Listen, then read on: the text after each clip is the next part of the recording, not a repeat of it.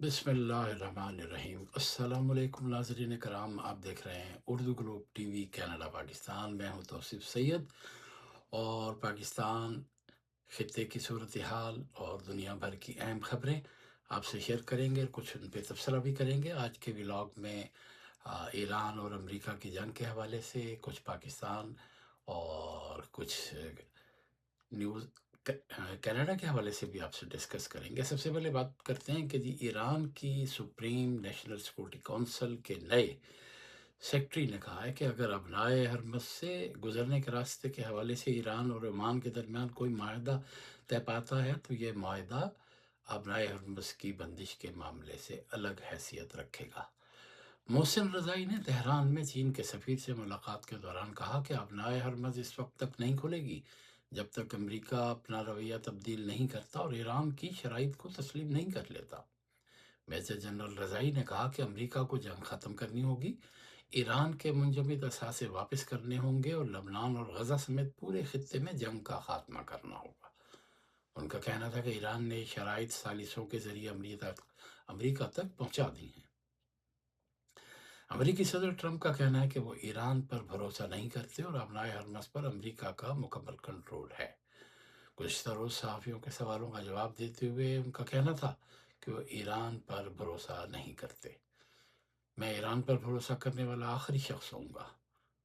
انہوں نے مسلسل مجھ سے جھوٹ بولا ہے۔ انہوں نے ایک بار پھر دعویٰ کیا کہ ابنائے ہرمز پر امریکہ کا مکمل کنٹرول ہے۔ اس سے قبل امریکی فوج کے سینٹرل کمانڈ نے دعویٰ کیا تھا کہ اس نے ایرانی بندرگاہ کی جانب جانے والے ایک بحری جہاز کو روک کر ناکارہ کر دیا ہے۔ ایک بیان میں امریکی سینٹرل کمانڈ کا مزید کہنا ہے کہ پاناما کا پرچم بردار جہاز خلیج عمان سے گزرنے کی کوشش کر رہا تھا۔ امریکی فوج کی سینٹرل کمانڈ نے دعویٰ کیا ہے کہ اس نے ایرانی بندرگاہ کی جانب جانے والے ایک بحری جہاز کو روک کر ناکارہ کر دیا ہے۔ ایک بیان میں امریکی سینٹرل کمانڈ کا کہنا ہے کہ پاناما کا پرچم بردار جہاز خلیج عمان سے گزرنے کی کوشش کر رہا تھا۔ بیان کے مطابق اس جہاز کا مقصد ایرانی بندرگاہ تک پہنچ کر امریکی بحری ناکہ بندی کو توڑنا تھا، اور جب جہاز کے سویلین عملے نے امریکی افواج کی جانب سے بار بار دی جانے والی تنبیہات کو ہیلی کاپٹر نے جہاز کے انجن روم پر 2 ہیل فائر MH-60 نظر انداز کیا تو بحریہ کے ایک ہیلی کاپٹر نے میزائل داغے۔ سینٹکام نے کہا ہے کہ جہاز اب ایران کے راستے پر نہیں ہے۔ ادھر بلوچستان کے ضلع سوراب میں رات کا کرفیو نافذ کر دیا گیا ہے، جبکہ لسبیلا کے بعض حصوں میں لوگوں کی نقل و حرکت پر پابندی عائد کر دی گئی ہے۔ سوراب کی ضلعی انتظامیہ کی جانب سے جاری کیے گئے اعلامیہ کے مطابق ضلع سوراب میں امن و امان کی صورتحال کے پیش نظر شہریوں کے جان و مال کے تحفظ کو یقینی بنانے کے لیے 15 اگست تک رات کا کرفیو نافذ کیا گیا ہے۔ اعلامیہ میں کہا گیا ہے کہ روزانہ رات 8 بجے سے صبح 9 بجے تک کرفیو نافذ رہے گا۔ ضلعی انتظامیہ نے تمام شہریوں کو ہدایت کیا کہ وہ مقررہ اوقات میں غیر ضروری طور پر گھروں سے باہر نکلنے سے گریز کریں، قانون نافذ کرنے والے اداروں سے مکمل تعاون کریں اور اپنے اہل خانہ کی حفاظت کے لیے جاری کردہ سیکورٹی SOPs پر سختی سے عمل کریں۔ ادھر امریکی محکمہ دفاع یعنی پینٹاگون نے اعتراف کیا ہے کہ گزشتہ سال یمن میں امریکی فضائی حملوں میں 153 شہری جاں بحق ہوئے۔ امریکی خبر رساں ایجنسی کے مطابق یمن میں حوثیوں کے خلاف گزشتہ سال کیے گئے امریکی فضائی حملوں میں 243 لوگ زخمی ہوئے۔ پینٹاگون نے کانگریس کو پیش کی گئی 12 صفحات پر مشتمل ایک رپورٹ میں بتایا کہ جانی نقصان اپریل میں فوجی کارروائیوں کے دوران پیش آنے والے 3 مخصوص واقعات کے نتیجے میں ہوا۔ پاسداران انقلاب کے ترجمان بریگیڈیئر جنرل حسین موئی نے دعویٰ کیا ہے کہ رمضان میں ایران پر مسلط کردہ جنگ کے بعد اب ایک بھی امریکی جہاز خلیج فارس میں موجود نہیں، تاہم پاسداران انقلاب نے ایران کی ناکہ بندی کرنے والے امریکی بحری جہازوں کے بارے میں تفصیلات فراہم نہیں کی۔ اپنے بیان میں بریگیڈیئر جنرل حسین نے کہا کہ ایران پر مسلط جنگ کے وقت خلیج فارس میں امریکہ کے 30 سے 40 جنگی جہاز تھے، جبکہ ماضی میں ہوئی ایران عراق جنگ کے وقت امریکہ 100 سے زائد جنگی جہاز خلیج فارس لایا تھا، تاہم اس وقت خلیج فارس میں امریکہ کا ایک بھی جہاز نہیں ہے۔ جنرل موئی نے کہا کہ جنگ میں ایران کے رد عمل سے دشمن کو نقصان اٹھانا پڑا ہے۔ پاسداران انقلاب کے ترجمان نے کہا کہ امریکہ نے ایران کے ساتھ پارس گیس فیلڈ اور سالویہ انرجی ہب پر بمباری کی تھی، جس کا جواب امریکہ، اسرائیل اور اس کے اتحادیوں پر ایسے حملوں سے دیا گیا تھا کہ امریکہ کے لیے جنگ اسی قوت سے جاری رکھنا مشکل ہو گیا تھا۔ اس کے علاوہ ہم بات کریں گے پاکستان میں آج کل پی ٹی آئی کے رہنما جناب عمران خان کے حوالے سے کئی ایسی خبریں دی جا رہی ہیں جس سے ان کے چاہنے والے، ان کی پارٹی کے لوگ، ان کے کارکن، ان کے لیڈر اور خاص طور پر اوورسیز کے جو لوگ ہیں وہ خاص اضطراب اور پریشانی کا شکار ہیں، اور ان کی کیفیت ظاہر ہے کہ لیڈر سے محبت کرنے والے جتنے بھی لوگ ہیں وہ بہت زیادہ شدید ترین پریشانی سے دوچار ہیں۔ اس کی اہم وجہ مجھ سے کئی سینئر جرنلسٹ جو ہیں ان کی بات چیت ہوئی، اور انہوں نے بتایا کہ وجاہت سعید جو امریکہ میں ہیں اور جو پہلے پاکستان میں ایک ٹی وی چینل کے لیے کام کرتے تھے، اور وہ دعویٰ کرتے ہیں کہ وہ بہت فوج کے قریب ہیں اور انہیں فوج کے بہت اہم لوگ جو ہیں خبریں فراہم کرتے ہیں، تو ان کا دعویٰ تھا، یہ میں آپ کو بتا رہا ہوں کہ وجاہت سعید کا ایک پوسٹ کارڈ میں دعویٰ تھا کہ انہیں 3 حاضر سروس لیفٹیننٹ جنرل نے بتایا ہے کہ عمران خان کے حوالے سے ایسی خبر ہے، جو میں اپنے ناظرین سے اور پی ٹی آئی کے دوستوں سے شیئر نہیں کرنا چاہتا، لیکن انہوں نے انتہائی غیر سنجیدگی کا اور غیر ذمہ دارانہ پروگرام کیا اور لوگوں کو بتایا کہ عمران خان کی زندگی کے حوالے سے مجھے جو 3 حاضر سروس لیفٹیننٹ جنرل نے خبریں دی ہیں وہ انتہائی پریشان کن ہے، جس کے بارے میں مجھ سے بہت سے دوستوں نے پوچھا اور میں نے انہیں بتایا کہ یہ خبر جھوٹ پر مبنی ہے، ایسی کوئی خبر نہیں ہے، اور ایسی خبر جو انہوں نے بتائی ان کے بقول کہ جی انگلش میں انہوں نے کہا کہ جی عمران خان از نو مور، یہ 100% گھڑی گھڑائی خبر ہے،